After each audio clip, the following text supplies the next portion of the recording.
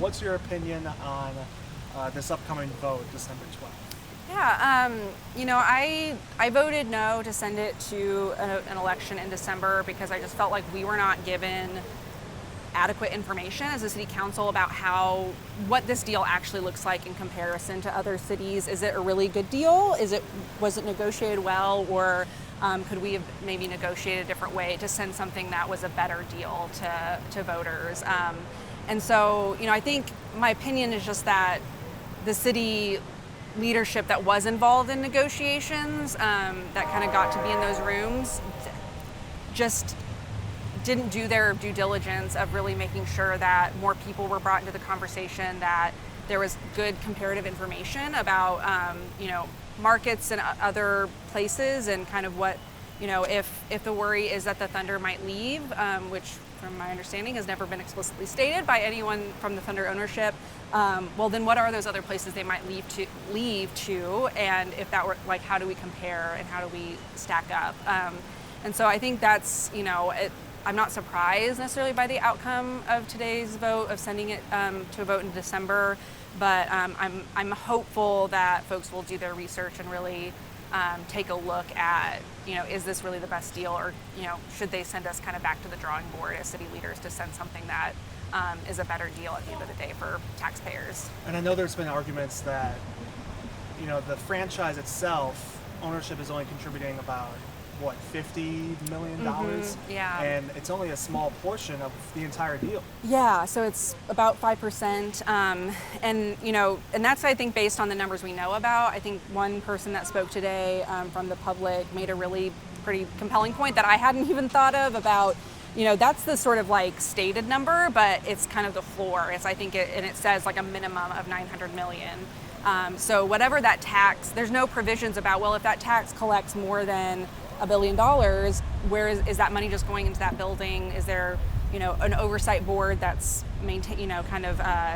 looking at those funds and making sure that they're, well spent, well stewarded, and then there was another speaker who talked about, like, in recent memory and other, like, NBA arena deals with cities, private ownership taking up 30 to 50+% of the proportion of the package, and I think that, there's one, I don't really know what he does, but he does something in sports media, and he specifically told me this would be the worst deal in NBA history from between any city and ownership team, and especially when you look at the ownership of the team, they are almost all worth in excess of $1 billion or more dollars. And so to say that $50 million is historic or is a really big investment just doesn't really add up to me, because comparatively to their net worth as a whole ownership group, it just seems like they could be pitching in more. And it seems like this is kind of being negotiated on behalf of, in a way, a scare tactic. The Thunder could be leaving town, though we've never actually heard that from ownership. Yeah. Well, and that's, I think, the sort of something I said earlier in the meeting about, like, this was really, I think, negotiated from a place of, at least from what I hear, fear and potentially unfounded, because there's never been a sort of explicit conversation that anyone is willing to state that they said, yes, you need to do this or else. And I think that's not really, for all of the talk about how great the team is and how great they are for the community, I don't necessarily disagree with that idea that it kind of can like provide some sense of like unity and like, sort of a central focus to cheer, of like sort of a city identity. But I do think we are more as a city than just the Thunder. And if that's the relationship that we have with this team, is that really a good relationship when you're operating out of a place of sort of being held hostage rather than mutual respect, and sort of like how can we make this successful for both the taxpayer at the end of the day and for the ownership and the team's, I guess, bottom line. So yeah, I think that there's a bit of like, if you're going to say we have a really great relationship with the Thunder, then why aren't they willing to kind of meet us more equitably than sort of forcing us into this situation where you have certain leaders who are just kind of willing to negotiate with probably over $1 billion of public money and a delay of access to a penny that could really invest in a lot of infrastructure that people just need on a day-to-day basis. Yeah, and MVA commissioners, past and present, David Stern and Adam Silver have both said that they don't want relocation of MVA teams. Oh, really? So when you hear that, doesn't it kind of further the narrative that we're kind of being misled in a way? Or yeah, and that's what I don't know a lot about like the business of sports or the business of basketball, but I've talked with folks that are very much in that world and have very much a different read of the situation and of all the dynamics that things like that piece of information where.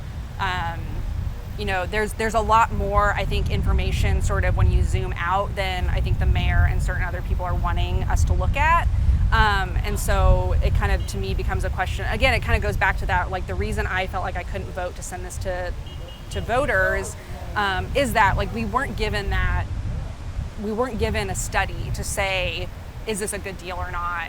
What are the dynamics of this larger conversation? And it's not just about us and this team, it's about this like larger ecosystem of markets, of other like media, and there are lots of different things that go into what a team is looking for as far as like to be successful in a city. And then kind of like to your point, the sort of governance that they have as a whole network has dynamics of its own that sounds like people are privy to that I don't always follow, but kind of, I think just goes back to that, speaking to my questions about, why wasn't there a task force? Why wasn't there a committee to study this? I know even Milwaukee, that kind of kept getting referenced, had like a long study process that presented a lot of information to both the state and the city when they were considering public money allocations, and the fact that just none of that information exists or will be given or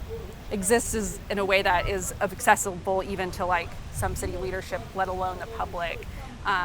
Just seems like a very bad way to do business.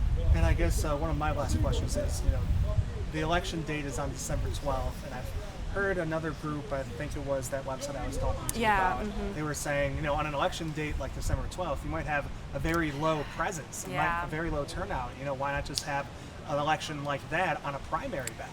Yeah, well, and that is kind of, I think typically when elections are called, there is some strategy behind when you call them. And yeah, I think in this case it was strategic. I think there was a group of folks looking back over, probably honestly even back to MAPS 4 conversations about where is that next opportunity to think about that penny, where we would want to situate it as it relates to like upcoming bond votes or things like the regional transit package and proposal. And so I think it is, somewhat strategic to kind of place it on a potentially lower turnout, where the folks with a lot of money, with very deep pockets to sort of drive the narrative and drive turnout to get the folks that they want to turn out. And maybe that's a little cynical, but it kind of, it does seem to be the way that a lot of entities will set these up so that it can be beneficial to their own ends. I guess before we end this, is there anything else that you want to say, whether it be like a message to residents or a message to, I don't know, your other city leaders? Like well, I think, I really urge residents to engage in the conversation and to look beyond just the sort of, I assume there will be some kind of campaign effort to get out the vote or what have you. And I really urge them to look beyond the rhetoric that's being sort of presented, because I think it will be very biased and sort of present a narrative of, if you don't vote for this, we're not a big league city, we're not going to move forward.